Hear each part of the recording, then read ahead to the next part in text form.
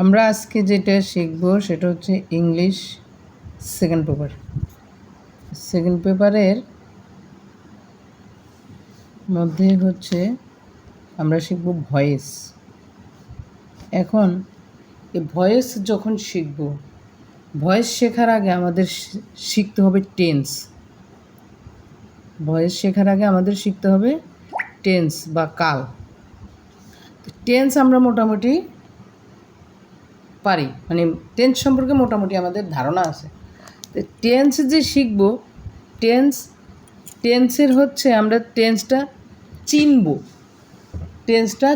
12টা tense আমরা কি দেখলে চিনব যে এইটা প্রেজেন্ট ইনডিফিনিট, এটা প্রেজেন্ট কন্টিনিউয়াস, এটা প্রেজেন্ট পারফেক্ট, এটা প্রেজেন্ট পাস্ট কি প্রেজেন্ট পারফেক্ট কন্টিনিউয়াস। ঠিক আছে, এগুলো আমাদের চিনতে হবে। সেই চেনার রূপগুলো কি কি?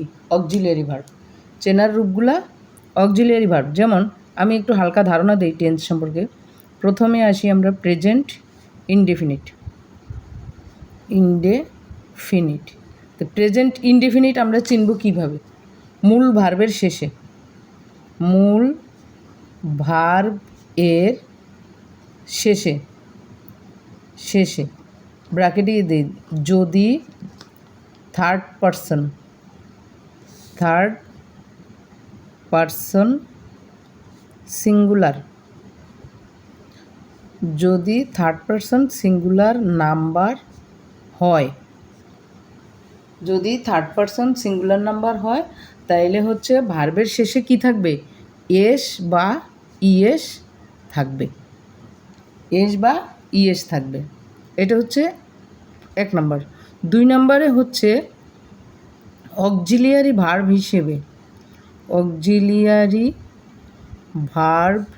হিসেবে ডু অথবা ডাজ থাকবে।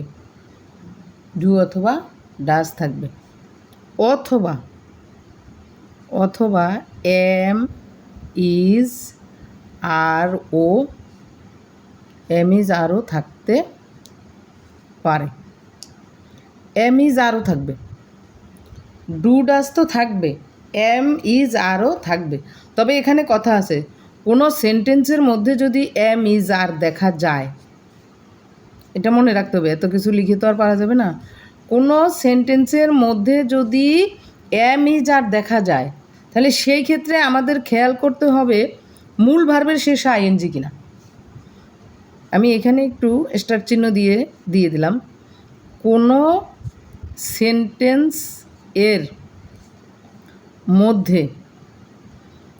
সেন্টেন্সের মধ্যে যদি এম ইজ আর থাকে তবে সেই ক্ষেত্রে আমাদেরকে দেখতে হবে যে মূল ভার্বের শেষে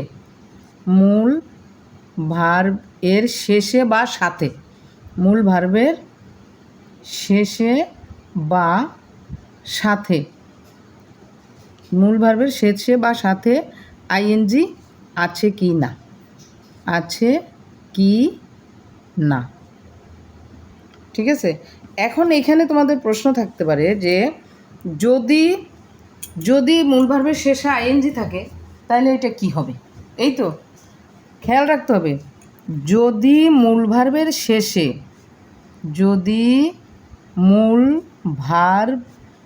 এর শেষে আইএনজি থাকে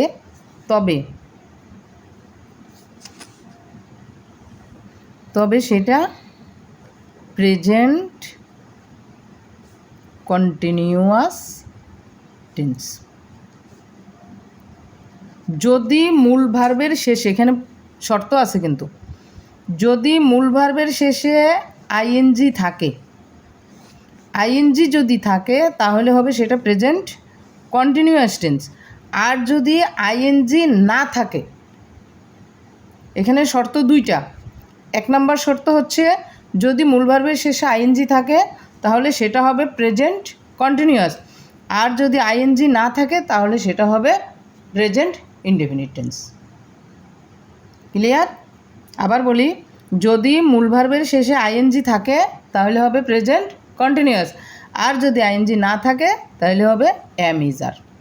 তো সেই ক্ষেত্রে আমরা দেখব কোনো সেন্টেন্সের মধ্যে যদি যেমন আমি একটু দেখাই, আমি এবার আস্তে আস্তে আমি ধীরে ধীরে এখন ইতে যাচ্ছি।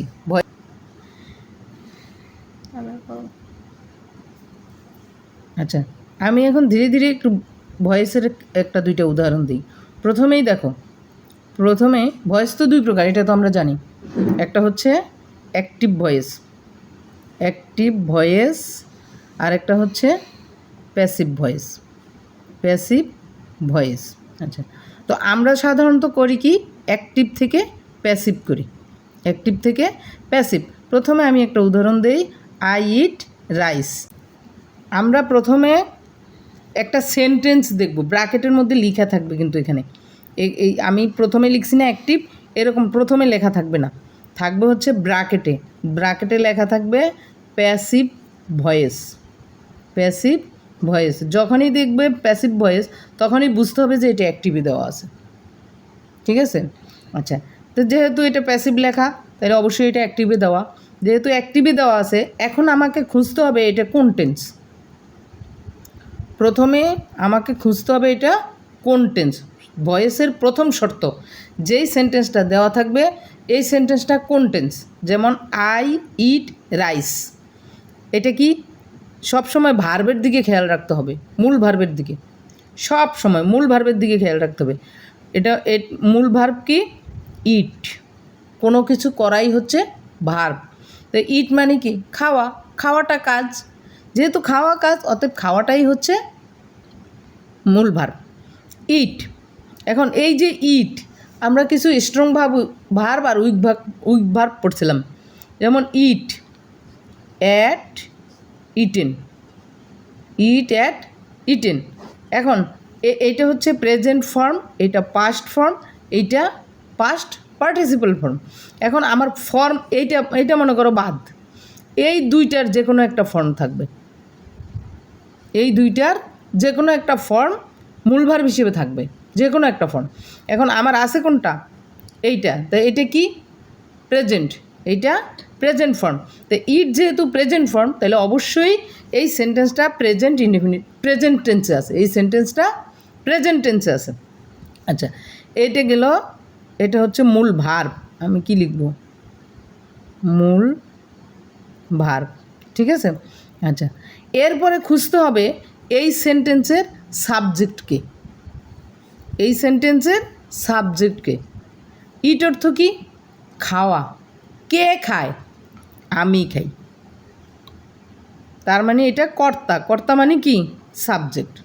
খুঁজতে হবে সাবজেক্ট, এরপরে খুঁজতে হবে কি খায়, কি খায়, কারণ আমাদের ভয়েস করতে হলে সেখানে তিনটা শর্ত। প্রথমত সাবজেক্ট থাকতে হবে, মূল ভার্ব থাকতে হবে, অবজেক্ট থাকতে হবে। অবজেক্ট একাধিকও থাকতে পারে, কিন্তু অবজেক্ট থাকতেই হবে।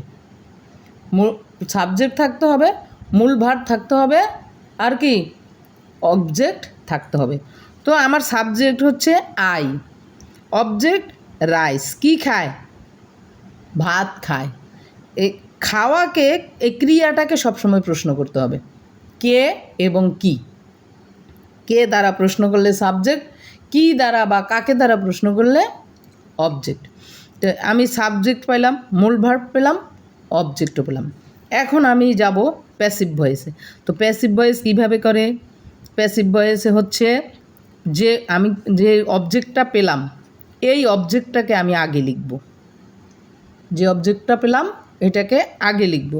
যখনই আমি আগে লিখব তখনই সে হয়ে যাবে কি, সাবজেক্ট। অর্থাৎ সাবজেক্টকে অবজেক্ট করব, এরপরে যেহেতু এটা প্রেজেন্ট টেন্স, এখানে দেখো কোনো অক্সিলিয়ারি ভার্ব নাই, অক্সিলিয়ারি ভার্ব যদি না থাকে তাহলে সেই ক্ষেত্রে আমার রাইস এর সাথে একটা অক্সিলিয়ারি ভার্ব আনতে হবে।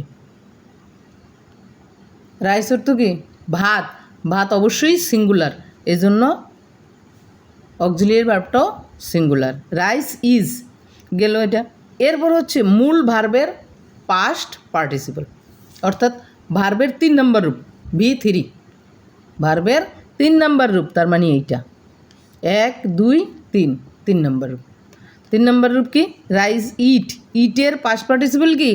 Eaten, rice is eaten. এরপরে আমরা অতিরিক্ত একটা বাই যোগ করব, এটা ভয়েসের নিয়ম, অতিরিক্ত একটা বাই যোগ করব। এরপরে যে সাবজেক্টটা আছে না, এই সাবজেক্টটা আমাদের অবজেক্ট হয়ে যাবে। তো আই এর অবজেক্ট কি? মি। এই হচ্ছে অ্যাক্টিভ থেকে প্যাসিভ করার নিয়ম। ঠিক আছে, এইবার আসো অ্যামিজারের একটা দেখি। He is writing a letter. ঠিক আছে, এটা আমরা কি করব? প্যাসিভ করব, এটা আমরা প্যাসিভ করব। He is writing a letter. আচ্ছা, আমি বলছিলাম কি, সেন্টেন্সের মধ্যে যদি প্রথমে খুঁজতে হবে এটা কোন টেন্স, এটা কোন টেন্স। এখানে যেহেতু একটা অক্সিলিয়ারি ভার্ব দেওয়া আছে, কি? ইজ, ইজ একটা অক্সিলিয়ারি ভার্ব দেওয়া আছে। তো অক্সিলিয়ারি ভার্ব যদি দেওয়া থাকে তাহলে সেটা হবে অবশ্যই present tense, am is are present টেন্সের রূপ। এখন খেয়াল করতে হবে প্রেজেন্ট কোন টেন্স, যেহেতু ইজ আছে, অ্যাম ইজ আর, এই তিনটা থাকলে আমরা জানি প্রেজেন্ট কন্টিনিউয়াস টেন্স। এখন দেখো মূল ভার্বের শেষে এখানে আইএনজি আছে, যেহেতু আইএনজি আছে তাহলে অবশ্যই এটা প্রেজেন্ট কন্টিনিউয়াস টেন্স, যেহেতু আইএনজি আছে অবশ্যই এটা প্রেজেন্ট কন্টিনিউয়াস টেন্স। তাহলে প্রেজেন্ট কন্টিনিউয়াস টেন্সকে প্যাসিভ করার নিয়ম কি? তো এইখানে রাইট হচ্ছে মূল ভার্ব, রাইট হচ্ছে মূল ভার্ব, মূল ভার্ব। তাহলে এখানে অবজেক্ট কোনটা? A letter. আমরা আরেকটা জিনিস খেয়াল করব, মূল ভার্বের সাথে যে থাকে সেই অবজেক্ট, এটা হচ্ছে সহজ বুদ্ধি, মূল ভার্বের সাথে যে থাকে সেই অবজেক্ট। তো রাইটিংয়ের সাথে কে? A letter. তো আমরা এ লেটারটাকে আগে নিয়ে আসবো, অবজেক্টটা সাবজেক্ট হবে, অবজেক্টটা সাবজেক্ট হবে। এ লেটার সিঙ্গুলার না প্লুরাল? সিঙ্গুলার, যেহেতু সিঙ্গুলার তাইলে ইজি হবে, মূল ভার্ব ইজ। এখানে একটা আইএনজি আছে না, এই আইএনজিটা থাকতে পারবে না। এই আইএনজি যদি থাকে তাহলে আমরা রাইটের পাস্ট পার্টিসিপেল করতে পারবো না। তো আইএনজিটা উঠানোর শর্ত কি? এই অক্সিলিয়ারি ভার্বের শেষে সাথে একটা বিং যোগ করে দেব, অক্সিলিয়ারি ভার্বের শেষে একটা বিং যোগ করে দেব। বিং যখনই আমি যোগ করলাম তখনই এই আইএনজিটা বাদ হয়ে গেছে, এই আইএনজি বাদ হয়ে গেল। থাকে কি? রাইট, রাইটের পাস্ট পার্টিসিপল কি? Write, wrote, written, WRITTEN, written. এরপরে একটা বাই যোগ করব, তারপরে হি আছে সাবজেক্ট, এটাকে অবজেক্ট করে দেব। এই হচ্ছে প্রেজেন্ট কন্টিনিউয়াস টেন্সের প্যাসিভ ভয়েস করার নিয়ম। প্রেজেন্ট কন্টিনিউয়াস টেন্সের কি? অ্যাক্টিভ থেকে প্যাসিভ করার নিয়ম। তাহলে আজকে প্রেজেন্ট ইনডিফিনিট আর প্রেজেন্ট কন্টিনিউয়াস পর্যন্তই থাকুক নাকি? সম্পূর্ণ ভিডিওটি দেখার জন্য তোমাদের সকলকে অসংখ্য ধন্যবাদ। এই ভিডিওটি যদি তোমাদের ভালো লাগে তাহলে পেজে ফলো দিয়ে রাখো এবং ইউটিউব চ্যানেল বি সাকসেস সেখানে সাবস্ক্রাইব করে রাখো, বন্ধুবান্ধবের কাছে শেয়ার করে দাও। আর যদি কেউ অনলাইনে পড়তে আগ্রহী হও তাহলে অবশ্যই ইনবক্সে যোগাযোগ করো। ধন্যবাদ, সবাই ভালো থাকো, সুস্থ থাকো।